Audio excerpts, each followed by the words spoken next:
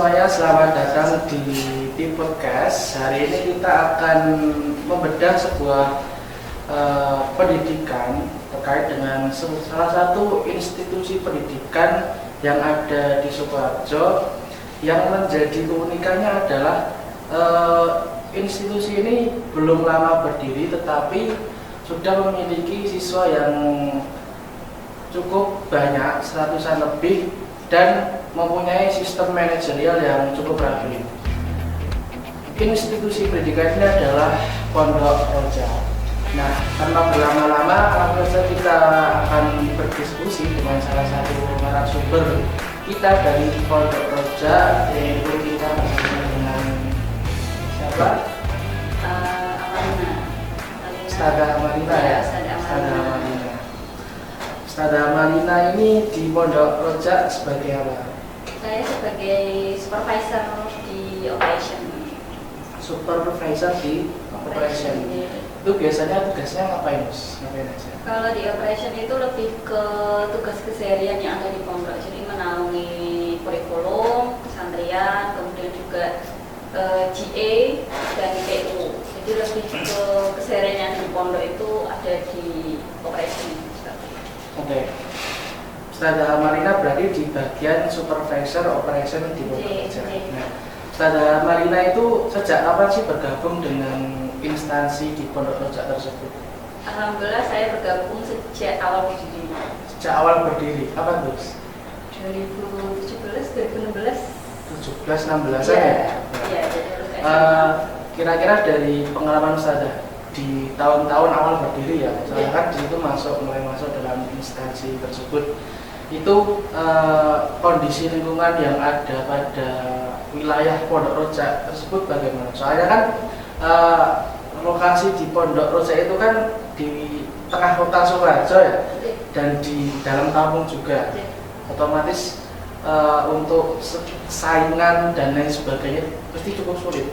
Nah, itu kira-kira kondisi lingkungan pada saat itu di pondok di wilayah tersebut bagaimana? Untuk kondisi lingkungan dengan warga sekitar dulu ya. Kalau untuk warga sekitar kan sebetulnya sebelum Pondok Roja ini berdiri itu sudah ada pimpinan kita, Ustaz Sigit, beliau itu sudah masuk dulu di situ membangun TPA, TPG. Jadi kalau untuk dengan warga sekitar kita sangat warga juga sangat welcome. Kemudian kalau untuk dengan pihak sekolah lain juga masih dalam kategori aman. Pada saat pembangunan itu sudah ada belum saat pembangunan atau masih ya, sudah ada? Ya. Itu kira-kira ada kesulitan terkait dengan perizinan ataupun mungkin dengan warga sekitar itu ada problem atau welcome saja? Welcome berarti. Alhamdulillah welcome ya. Karena ya tadi sudah dimulai terlebih dahulu. Kemudian Ustadzah Amalina ini kan sebelumnya kita tarik flashback dulu nih ya. Dulunya itu sebelum di pondok ngapain aja? Maksudnya dalam artian pengalaman perjalanan hidupnya itu bagaimana, kemudian latar belakangnya itu seperti apa? Saya dulu dari SMP SMA pesantren juga. Kalau SMP di Pondok Nuruki, Al-Umin Nuruki. Kalau SMA-nya di Nurul Iman Karanganyar. Dan baru setelah itu saya berhenti 1 tahun dulu. Nah itu baru masuk ke Pondok Roja di setahun ke SMA. Pernah ikut organisasi berarti? Kalau organisasi yang ada di sekolah itu, atau OSIS seperti OSIS itu. Kira-kira ketika awal mula kan dari Pondok Ruki nih, Mas. Dari Pondok Ruki bisa sampai Roja, padahal pada waktu itu kan pondok baru berdiri, otomatis belum ada kayak penyiaran info dan lain sebagainya. Itu bisa tahu informasi kalau di situ ada pondok itu dari mana? Dari ustaz saya. Ustaz saya di Nuruki. Jadi lewat situ ya, Tuh? Iya, lewat ustaz. Beliau menawarkan dan mengajak kalau ada pondok di SMA seperti itu. Sekarang kan Ustadzah Amalina sudah jadi bagian dari Pondok Roja ini, sudah jadi supervisor di operasional. Nah, di situ kan otomatis Ustazah mengelola sistem manajemen dan lain sebagainya terkait dengan aturan di Pondok Rojak. Kira-kira adakah seorang yang ditokohkan atau tokoh yang dijadikan patron dalam Ustazah Amalina itu untuk gimana caranya biar tetap kuat dalam merintis pondok yang baru berdiri tersebut? Sejauh ini ya dari awal saya masuk sampai sekarang memang yang jadi tokoh yang saya kagumi sekali ya berarti ya beliau dari Saudara Rima, istri Ustaz Sipit dan beliau Ustaz Sipit sendiri. Karena sejauh ini memang selalu dibimbing seperti itu. Waktu awal pendirian pondok itu kira-kira dari pondok udah ada kayak visi misi itu atau masih proses? Awal berdiri itu masih proses. Tapi belum ada visi misi dan sebagainya. Iya, ketika di awal, tapi berjalannya sudah mulai terarah. Kira-kira ada visi misi itu mulai di tahun berapa sih? Mulai di tahun 2023. 2023 itu lumayan lama ya? Iya, lumayan lama. Karena kita membangun sistem dulu. Oke. Kemudian ketika awal tersebut ya, masih waktu berdiri kan kita sedang mengulik ya perjalanan dari Pondok Rojak yang mana sampai sekarang bisa menjadi pondok dengan sistem yang begitu rapi. Karena saya juga sudah melihat dari studi literatur yang saya baca di website, media sosial dan juga teman saya kemarin meminjamkan buku dari Rojak juga. Ya. Di situ kan ada beberapa sistem yang memang membuat saya itu kayak unik gitu loh. Pondok yang baru berdiri tapi sistemnya udah serapi ini. Kan kayak why kok bisa gimana? Nah, itu kira-kira strategi apa yang dimunculkan dulu kok bisa menjadi sistem? Apakah ada kayak latar belakang tertentu atau mungkin ini perlunya ini perlunya ini dan lain sebagainya gitu Bu? Sejauh ini untuk sistem itu kita pakai itu latar belakangnya lebih kepada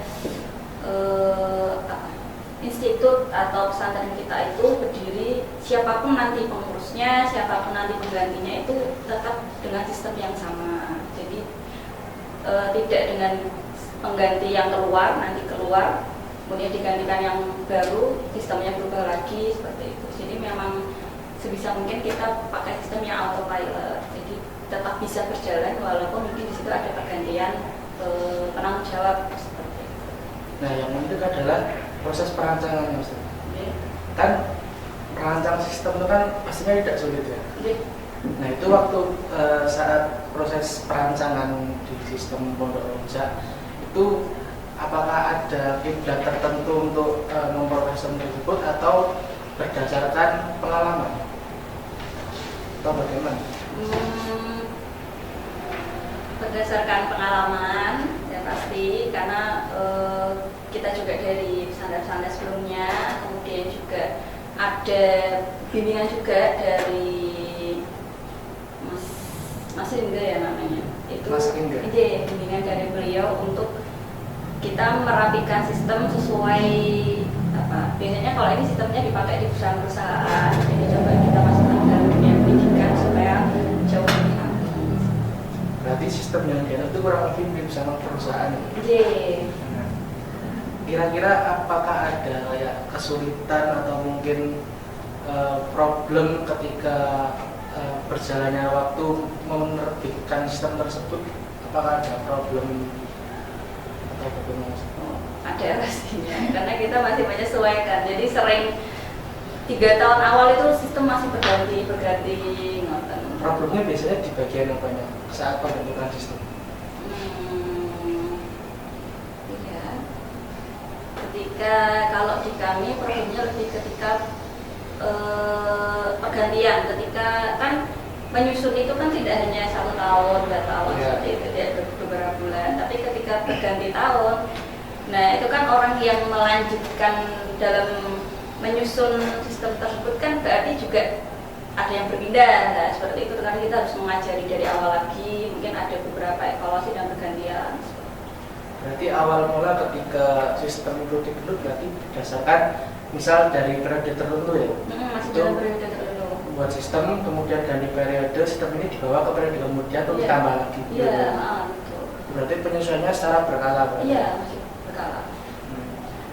Mungkin untuk kita masuk dalam sisi kurikulum ya, saya. Masuk dalam sisi kurikulum. Pondok Roja ini kan saya mengenal dengan sebuah kurikulum yang mana di situ ada kebijakan tidak ada pekerjaan rumah. Apakah itu benar saja? Iya, betul. Benar ya? Iya. Nah, itu gimana bisa ada sebuah pondok pesantren yang ada kebijakan untuk tidak memberikan pekerjaan rumah, sedangkan santrinya dituntut untuk kalau nggak salah hafal minimal 20 juz untuk lulus. Dan dituntut juga untuk bisa menyelesaikan tugas-tugas dalam kesehariannya. Nah, yang menjadi keunikan adalah kenapa bisa seperti itu, Zat? Pertama kita memutuskan tidak ada homework untuk santri, itu yang pertama supaya pembelajaran di kelas kita tuh jauh lebih maksimal. Karena pembelajaran di kelas kita itu kan sudah setengah hari sendiri dari jam 7 sampai jam 12 itu kan juga lama juga. Jadi kita memfokuskan pembelajaran di kelas itu harus dari guru ke santri seperti itu, dan fokusnya di kelas seperti itu. Dan ketika nanti yang seperti Masnya sampaikan tadi kan ada target 20 juz, kemudian ada tugas-tugas keseharian. Nah itu kan siswa itu masih punya tanggung jawab selain di pembelajaran di kelas tadi. Nah untuk supaya fokus kita itu terbagi di anak, jadi ketika sekolah dia fokus ke sekolah, ketika nanti jam tahfidz si anak fokus tahfidz, ketika nanti ada jam bahasa anak fokus bahasa gitu. Jadi lebih untuk supaya si anaknya atau santri kita fokus masing-masing seperti itu. Oke, berarti sistem ini sistem atau kebijakan homework ini digunakan untuk mempermudah pembelajaran anak didiknya berarti ya. Tapi kan biasanya ini saya izin kayak menanya ya Ustaz kan. Pertanyaan saya. Biasanya kan dalam sekolah-sekolah itu kan mereka memberikan tugas atau pekerjaan rumah itu dalam rangka untuk mengetes ataupun meninjau ulang kembali terkait pembelajaran yang dia pelajari ketika siang harinya atau mungkin ketika KBM. Untuk Pondok Roja sendiri ketika KBM kan diajarkan pembelajaran semaksimal mungkin ya. Dan tidak ada sistem homework itu untuk peninjauan kembali terhadap pembelajaran yang dia pelajari di KBM tersebut bagaimana? Peninjauan kembali. Jadi kan misal ya siangnya ada KBM pembelajaran. Kalau sekolah yang biasa itu biasanya siangnya ada KBM, malamnya ada belajar. Nah biasanya untuk untuk menargetkan siswa supaya di malam hari itu belajar, itu biasanya diberikan pekerjaan rumah supaya malamnya tidak main ataupun tidak menggunakan waktu yang tidak bermanfaat. Makanya diadakanlah PR untuk meninjau kembali pelajaran di siang hari, sekaligus biasanya kan manusia itu otaknya tidak langsung nyantol pada satu waktu. Perlu adanya pengulangan lagi. Ya, salah satunya juga dengan itu tadi pekerjaan rumah. Sedangkan di Roja sendiri kan tidak ada pekerjaan rumah. Nah, untuk peninjauan kembali atau mungkin pengulangan yang nanti akan diterapkan ke Pondok Roja ya itu nanti, itu bagaimana dalam kurikulumnya? Kalau di Jamin itu kan sistem kurikulumnya ada tahfidz sama KBM. Kalau yang KBM kan tadi jam 7 sampai jam 12, nanti setelah itu kita ada tahfidz ya. Kalau siang itu kalau biasanya kita nyebutnya tajhis, yaitu persiapan untuk nanti sorenya setoran. Dan nanti di malam juga ada jam persiapan anak-anak untuk tahfidz juga, atau bisa digunakan untuk belajar juga seperti itu. Jadi lebih kepada seperti di manajemen itu kan kita memudahkan santri atau anak didik kita untuk manajemen kefokusannya masing-masing. Mungkin ada yang memang dia bisa belajarnya di siang hari atau sore hari, tapi kita memang tidak menyediakan PR. Berarti untuk anak didiknya dibebaskan ya? Mau belajar atau enggak terserah. Oke. Ngomong-ngomong terkait dengan kegiatan tadi, mungkin supaya nanti dari teman-teman yang nonton juga ya tidak salah paham atau mungkin tidak kebingungan terkait dengan sistem nomor itu tadi. Mungkin saudara bisa ceritakan kegiatan anak-anak santri ketika dari bangun pagi sampai tidur lagi itu apa aja? Santri itu kan bangunnya jam 3 biasanya, itu nanti masih ada tahajud. Ada yang tahajud sendiri, ada yang tahajud berjamaah seperti itu. Kemudian sholat subuh. Setelah sholat subuh nanti lanjut halaqah, jadi sekitar 10 menit setelah wirid pagi itu nanti ada halaqah pagi sampai sekitar jam 6. Setelah itu nanti anak-anak MCK, kemudian piket, makan ya sampai jam 7. Jadi nanti mulai masuk kelas jam 8. Nanti ada bahasa dulu. Jadi jam 6 sampai jam 7 itu MCK dan ya, piket. MCK, piket, makan gitu. Nanti ada jam 7 bahasa. Masuk bahasa. Ya, masuk bahasa mufrodat, jadi pembelian mufrodat seperti itu. Modelnya seperti apa itu? Nanti anak-anak di kelas, setelah itu nanti. Berarti itu jam 7 maaf menyala ya. Hari itu nanti jam 7 udah pada masuk kelas ya? Oh belum. Jam masuk kelas jam 7:30 deh. Jam 8? Iya. Jam 7 ke kelas? Iya. Kalau bukan masuk namanya apa? Oh iya. Ya berarti jam segitu. Jam 7 masuk kelas? Iya, masuk kelas. Dan berseragam? Udah. Oh ya, terus bahasa. Bahasa itu? Iya, mufrodat. Jadi ada bagian OSIS-nya masuk untuk memberikan buket. Terus pembelajaran sampai di jam 11.40. 11, dari jam 7 sampai setengah 8 itu mufrodat. Yeah. Jam setengah 8 nanti ada tilawah dulu. Ada tilawah dulu? Iya, ada tilawah. 15 menit mufrodat, 15 menit tilawah bersama di kelas. Sampai jam 8. Ya, nanti mulai KBM. Nanti setelah itu setelah selesainya jam 11.40 itu kalau untuk hari formal tanpa upacara, kalau ada upacara 11.50. 11.40 saat KBM stop. Iya. Jadi untuk pembelajaran KBM sendiri tidak banyak ya seperti itu? Iya, di setengah hari. Itu biasanya KBM itu isinya pembelajaran umum atau mungkin udah ada campuran agama gitu? Campur. Udah ikut agama juga? Itu agama. Kemudian selanjutnya? Selanjutnya anak-anak sholat zuhur. Setelah itu ada tasbih siang, makan, persiapan. Jadi ada jalan persiapan anak-anak untuk halaqah sore. Kita ini tergantung MBD. Karena MBD berarti aja? Dapat. Kalau dapat? Dapat dari pertama itu MBG-nya apa ya? Iya. MBG-nya itu dari pondok atau MBG dari pemerintah? Pemerintah. Berarti pondok dapat MBG dari Iya.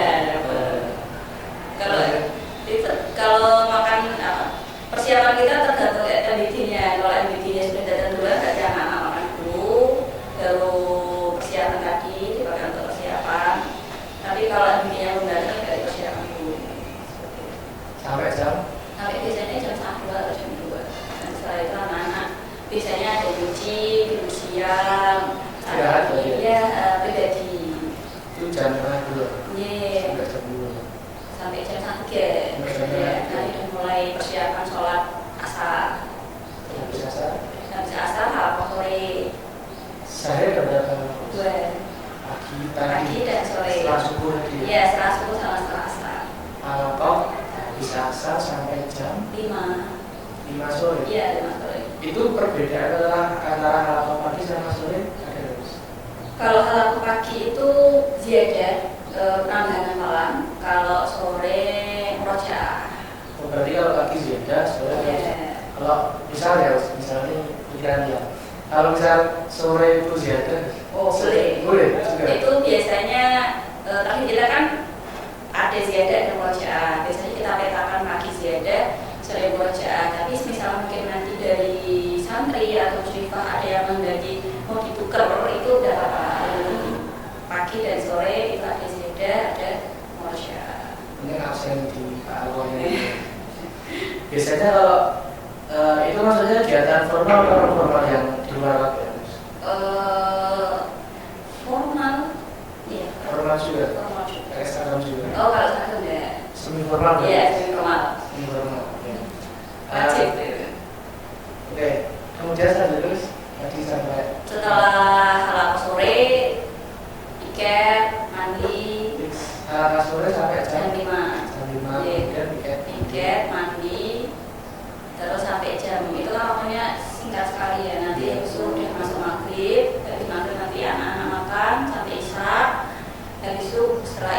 biasanya 10 menit untuk jarak sampai ke jam malam. Biasanya kita menyebutnya ngaji semalam. Bisa itu? Ya, 10 menit setelah Isya. 10 menit setelah Isya sampai jam 9. Ngaji semalam? Iya, ngaji semalam. Ngaji semalam itu bisa dibuat hafalan, bisa dibuat ngaji, ngaji atau mungkin mau belajar, mau tanya ke ustadznya tentang belajar juga boleh di jam malam. Intinya itu belajar gitu. Iya. Bebas main aja. Iya. Ada yang bermain. Ya, tapi bukan bebas yang bebas apa aja. Yang penting kan kita utamakan untuk persiapan besok paginya. Kemudian kalau untuk mau belajar boleh, tapi yang untuk persiapan besok paginya diutamakan. Itu sampai jam 8:30. Kemudian 8:30 itu nanti anak persiapan tidur sampai jam 9. persiapan itu jam 9, jam 9 off. Jam 9 udah off, lampu udah harus mati jam 9:30. Oke. Jadi cukup ya Mas ya. Padat Iya. ya. Lumayan. Padat ya dari Mas. Di kepadatan waktu itu kira-kira ada nggak kayak bisa santri-santri yang memang mereka ya rasanya capek atau lelah, dan mungkin penanganan dari para pengasuh-pengasuhnya itu bagaimana? Pastinya ada bosan, capek, lelah.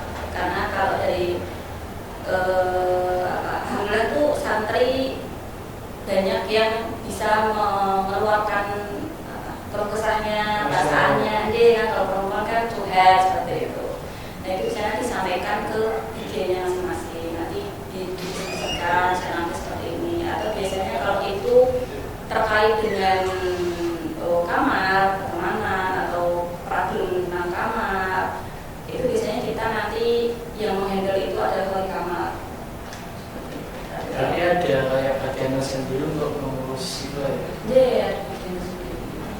Oke, kita lanjut aja. Kemudian tadi kan dari Pondok Rojak belum lama berdiri ya, Mas? Kemudian udah dapat santri yang sebegitu banyak dengan manajemen yang seperti itu tadi. Nah itu kira-kira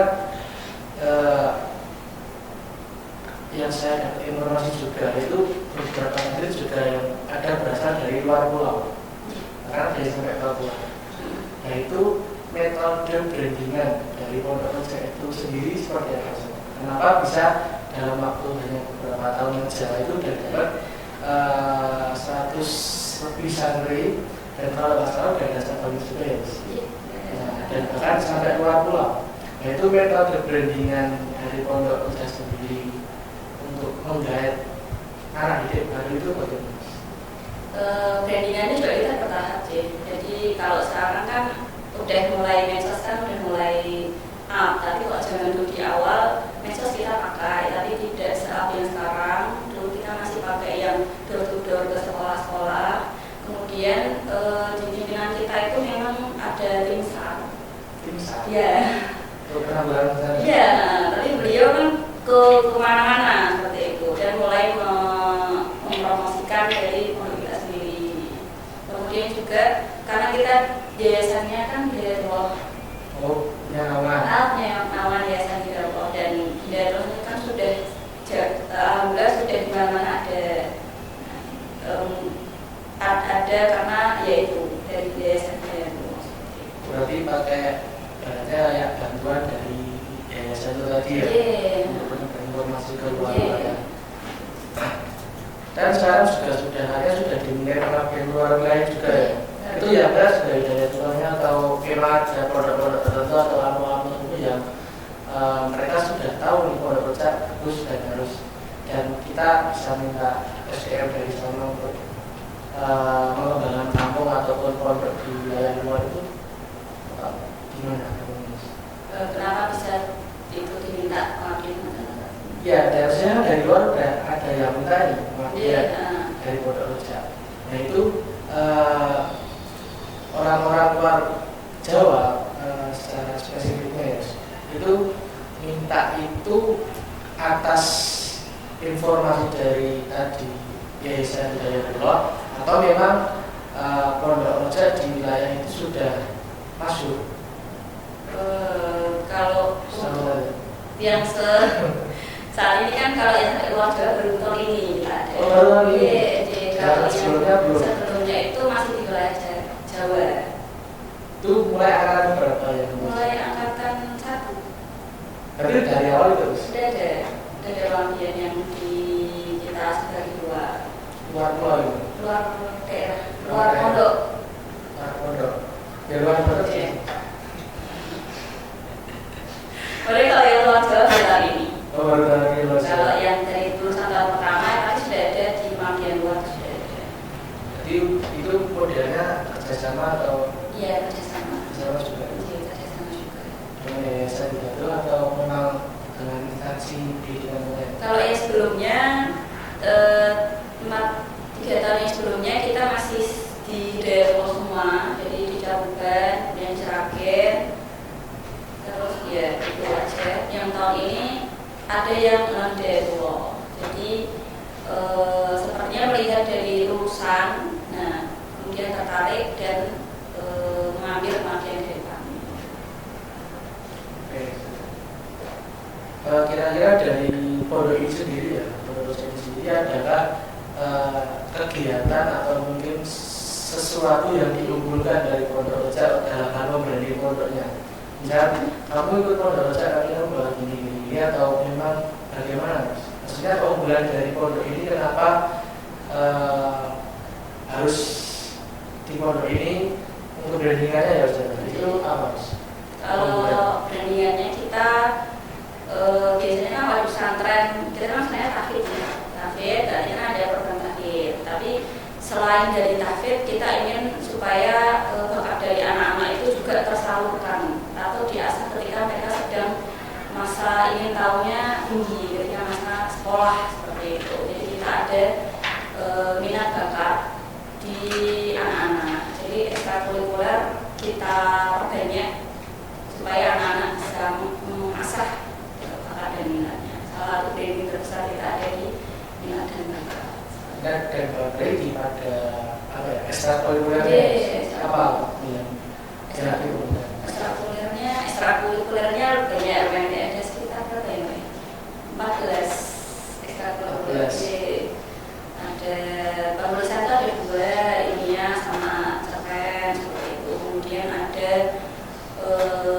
karya seni, ada lukis, kemudian ada kamera, fotografi, jadi ada kemudian memasak, badminton, renang, berkuda, mana, ya ada kemudian.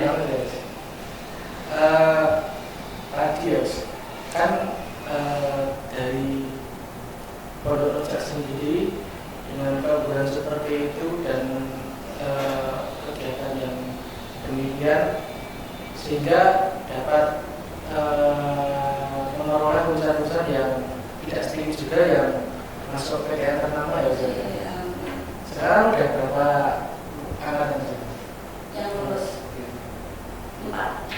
4 angkatan? Iya, 4 angkatan yang benar-benar lulus alumni. Makanya yang 1 tahun ini pengabdian. Kira-kira dari Ustazah ya, dari Ustazah selama awal masuk bekerja di situ sampai sekarang bagian tersulit apa yang menjadi apa ya yang tidak terlupakan dalam diri Ustazah dan bagaimana cara mengatasi hal tersebut? Kalau yang paling sulit itu penyesuaian perpindahan karakter santri, karena kan anak-anak santri zaman dulu yang ketika awal kita berdiri dengan anak-anak santri yang sekarang itu karakternya sangat berbeda jauh. Jadi yang susah tapi yang harus kita lakukan ya penyesuaian. Jadi kita harus terus belajar untuk menyesuaikan bagaimana mengatasi atau membimbing anak-anak yang saat sekarang ini, karena kan seperti tadi ya sistem kan kita bertahap, ada perubahan dan sebagainya. Itu juga sebagian besar didasari karena perubahan dari perilaku atau dia santri itu sendiri seperti itu. Kadang kita menggunakan teknik atau metode yang dulu dipakai sekarang ternyata iya lebih banyak tidak hanya mengganti, tapi kita juga terus mengupdate bagaimana belajar pengasuhan, bagaimana belajar manajemen HI di saat ini. Jadi untuk mengatasinya itu cukup bertahap ya, tergantung dari kondisi pada siswanya di saat itu. Oke, kita udah masuk pada akhir statement. Nah, mungkin untuk harapan yang kita inginkan ya, atau mungkin yang dari Pondok Rojak inginkan terkait dengan alumni-alumni dari Pondok Rojak tersebut, atau output yang ingin dicapai oleh Pondok Rojak bagi para alumni itu bagaimana? Harapan saya dan juga mungkin harapan Pondok Rojak sendiri kepada seluruh alumni, apapun nanti jadinya, apapun nanti cita-citanya, apapun nanti keinginannya, kami harapkan tetap dalam dunia Al-Quran. Jadi mau dokter, mau pelukis, mau apapun itu yang diinginkan sesuai dengan minat atau bakat atau yang lainnya, kami harapkan bisa selalu dalam dunia Al-Quran. Kemudian harapan bagi Pondok Rojak sendiri dari saya. Harapan saya untuk Pondok Rojak semoga bisa terus berkembang, otomatis terus belajar dan tidak mudah menyerah untuk menghadapi saat ini dengan berbagai macam bentuk santri, berbagai macam bentuk santri. Jadi kita terus tidak mudah atau tidak menyerah dalam proses pembelajaran untuk Pondok Rojak yang semakin berkembang. Oke, selanjutnya mungkin pesan yang ingin disampaikan bagi para penonton nantinya, baik dari praktisi pendidikan atau mungkin kepala sekolah yang ingin mensistem manajerial kurikulum di dalamnya, atau bagi para guru-guru untuk pembelajaran, itu mungkin pesan yang ingin disampaikan bagi penonton demikian apa? Untuk sesama guru mungkin sesama pengajar gitu. Namanya kan ketika pengajar yang kita hadapi itu manusia ya, jadi berubah-ubah sikap, pemikiran dan lain sebagainya. Itu memang sebagai guru tugas kita membimbing, tidak bisa memutuskan bahwa si anak ini bisa pintar karena kita, bisa belajar karena itu juga tidak. Tugas kita hanya membimbing. Jadi di dalam membimbing itu terus banyak belajar juga, karena kita sebagai guru tidak mungkin berhenti dalam belajar, kemudian juga terus diperluas juga semangatnya dan juga kesabarannya untuk mengajarkan dan membimbing santri atau murid. Oke, kemudian di akhir nih saya mungkin closing statement aja, closing statement bagi penonton ya, guys. Oke. Apa ya nih? Closing statement bebas ya, mungkin karena motivasi yang sering dipegang selama mengajar, atau mungkin kata motivasi ketika diri sudah masalah atau bagaimana? Ini aja. Terkadang kita itu sibuk mencari kenyamanan deh. Gak nyaman di sini karena ini, gak nyaman di situ karena itu. Cuma ternyata rasa nyaman kita terbesar itu karena kita sendiri yang menemukan kenyamanan itu. Jadi mau gimana pun atau mau apapun, kenyamanan itu yang paling besar bisa kita wujudkan itu dalam diri kita sendiri. Oke, dari kenyamanan tergantung pada apa yang membuat kita nyaman. Ya, jadi kenyamanan itu kita sendiri yang membuatnya seperti itu. Oke, terima kasih saudara atas penyampaian informasi dan diskusi kita hari ini. Mungkin kenapa tadi kita mengambil topik ini karena memang dirasa pengetahuan kami Pondok Rojak itu adalah pondok yang baru. Tapi yang menjadi keunikan adalah para pengajarnya masih kuliah, diperbolehkan kuliah juga ya. Kemudian santri-santrinya bisa lulus dan banyak yang masuk PTN. Padahal itu masih masih penyesuaian pondoknya dari tapi sudah menciptakan alumni yang sangat luar biasa dan dapat memberikan dampak bagi masyarakat sekitar. Oke, mungkin demikian podcast kita hari ini di podcast. Terima kasih bagi para penonton yang menyaksikan podcast kita hari ini. Demikian, wassalamualaikum warahmatullahi wabarakatuh.